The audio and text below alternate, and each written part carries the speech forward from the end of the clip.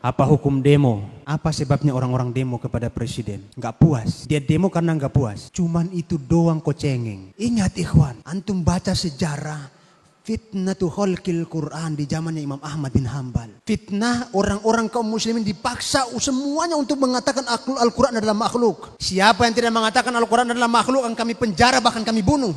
Semua ahlus sunnah wal jamaah dipaksa hari itu. Dan orang-orang pun terpaksa mengucapkan Al-Quran adalah makhluk, tapi hati dia mengingkari. Kecuali Imam Ahmad bin Hambal. Ditangkap, dicambuk. Antum pernah dicambuk sama presiden? Gak pernah kita dicambuk sama presiden kita. Kita pernah diambil harta oleh presiden kita? Gak pernah. Presiden kita dolim sama dalam hal apa? Mungkin dia gak adil, itu wajar. Karena masyarakat kita juga gak adil. Yang antum lihat sekarang pemimpin antum, itulah cerminan antum sendiri. Kita menginginkan pemimpin kita adil, pemimpin kita tidak berbuat curang. Berapa banyak mahasiswi dan mahasiswa yang nyontek ketika ujian. Antum nyontek, pengen pemimpin yang adil. Salah. Ketika antum nyontek, pemimpin antum akan nyontek.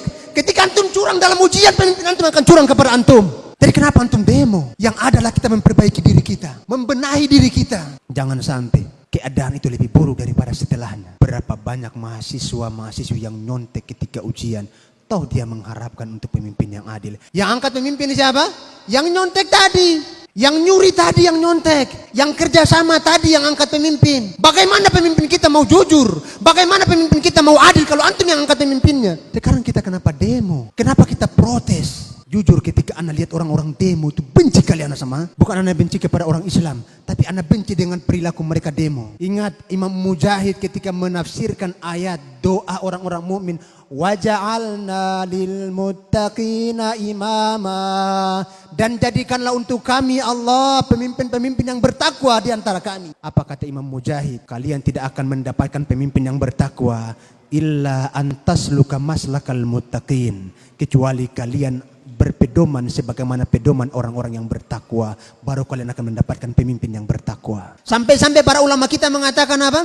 Kalau seandainya, antum dengar baik-baik ini perkataan, bukan perkataan aneh, ini perkataan para ulama. Kalau seandainya cambuk yang digunakan untuk memukul Imam Ahmad itu dipukulkan ke onta, pasti onta itu akan mati. Siapa di antara antum pernah dicambuk seperti itu? Itu babak belur ini semua Imam Ahmad ini. Ulama yang punya jutaan umat, yang punya jutaan pengikut. Sampai muridnya ketika melihat tadi itu mengatakan apa? Wahai Imam Ahmad, kalau seandainya kau memerintahkan kami untuk bunuh dia, kami akan bunuh dia. Bukan sekedar demo. Orang-orang dulu lebih berani daripada kita. Kalau seandainya kau mengatakan kepada kami, wahai Imam, untuk menghunuskan pedang untuk kami berontak, kami akan memberontak kepadanya. Apa kata Imam Ahmad bin Hambal? Kalian harus sabar dan taat kepada pemimpin kalian. Kita belum ada apa-apanya, ikhwan. Belum seberapa cobaan yang ada. Ada yang mengatakan, Ustadz, kalau kita diam saja negara kita ini jadi apa? Ustadz, kalau kita diam saja agama Islam ini mau dikemanakan?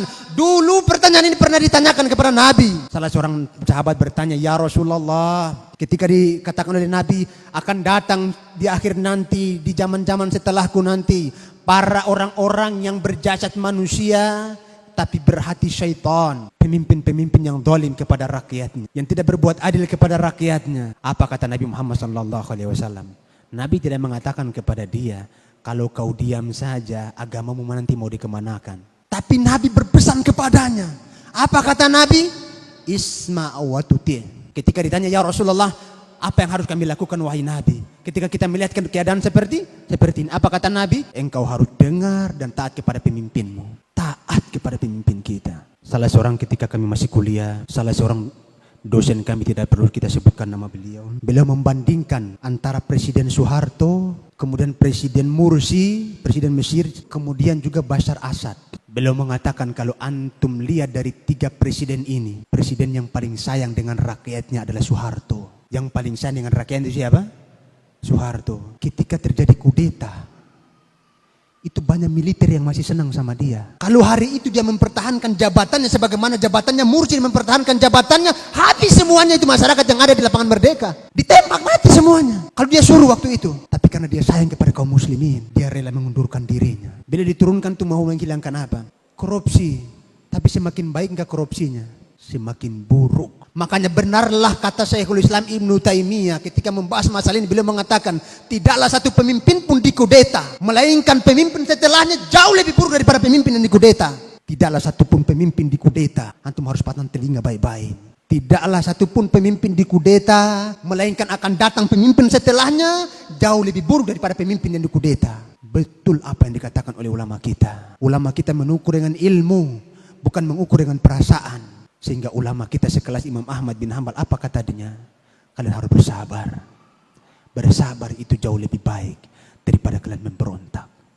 Demo hendaklah jangan antum ikuti. Ketika antum didemo oleh masyarakat satu RT,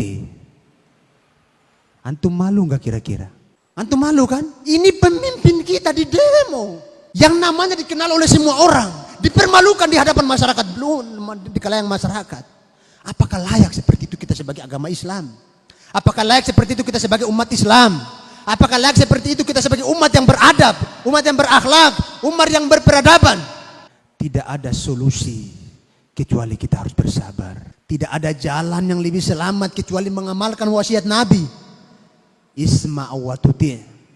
Wa in daraba dhahraka wa akhadha malak. Engkau tetap dengar kepada pemimpinmu dan taat kepada pemimpinmu meskipun dia memukul pundakmu dan mengambil hartamu.